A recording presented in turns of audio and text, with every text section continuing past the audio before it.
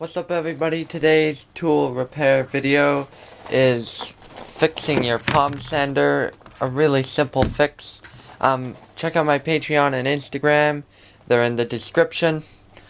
So if you have a palm sander and you use it more than once, chances are eventually the bottom's going to wear out. Most palm sanders, this is the disc off the bottom. Even if you are always careful and you always make sure there's sandpaper on the bottom, the Velcro does eventually wear out. Also,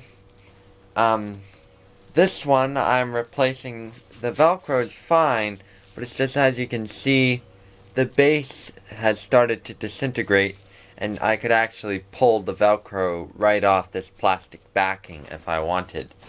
That's probably because this sander, well, it's 10 years old, and also it was sitting in the woodshed unused for about 7 years until I pulled it out about a couple months ago and put it back together, and it works fine. So first you're going to need to buy a replacement pad. Perhaps the model number of the replacement pad will actually be on the original pad, but it wasn't on this one. If you have the instruction manual, it might be in the instruction manual. Otherwise, you can go to the internet, the website, and probably you can either get get the instruction manual for it if you don't have yours, or they will have a diagram with all the parts. To find this one, I just went to Metabo's website, and they listed this as the replacement part, and also, as you can see here, it says for FSX 200 Intech, which is what this one is. If you have a Bosch palm sander like Blue Bosch, you can go to Bosch's website and order the pad directly from Bosch. You go to the spare parts you go to the spare parts part of their website, and then you put in the model number of your Bosch palm sander, and you'll be able to find the sanding pad and order it directly from Bosch. I'm not sure that a lot of companies do that. I know Metabo, DeWalt, Makita, all those companies don't do that, but Bosch does. Otherwise, you can probably find these on Amazon, or even buy just a universal one from your hardware store. I got this one off of Amazon after getting the model number. That's the model number, 625658, and then 3 zeros.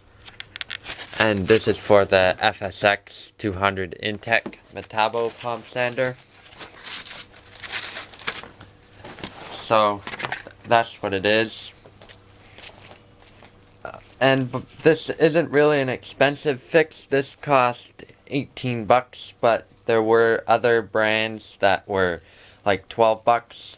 But it's still cheaper than spending 80 bucks for a brand new palm sander. So first, you are going to need to take the old pad off. I already did that. Normally, they're held on by a couple screws. This one was held on by 4 screws. And when you have the pad off the bottom, it's a good time just to blow air in there and get all that dust out. So I've blown some of the dust out. Now a lot of sanders are going to be different in here, but this one has this piece of plastic. You want to make sure that the holes are lined up with the holes. Then you just take your new pad, make sure that you put any seals that you took off back in so that you don't have to take this off again. Then position it. On this particular one, it's better to pull this piece of plastic off and line it up with the holes like this.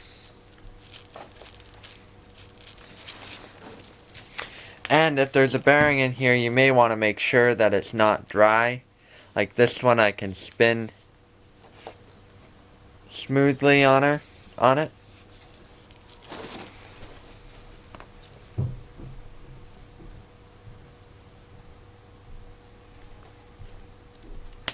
You just put that back on, and then you put the screws in. Don't use an impact or a drill or screwdriver for this. Use a hand screwdriver. This is not a place to be using a power tool.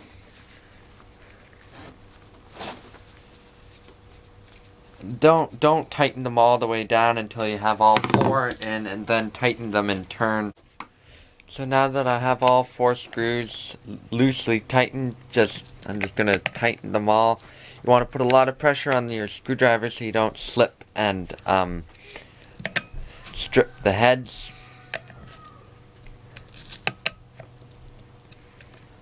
I don't think they need to be really tight, just tight enough. There you are. It's all fixed now.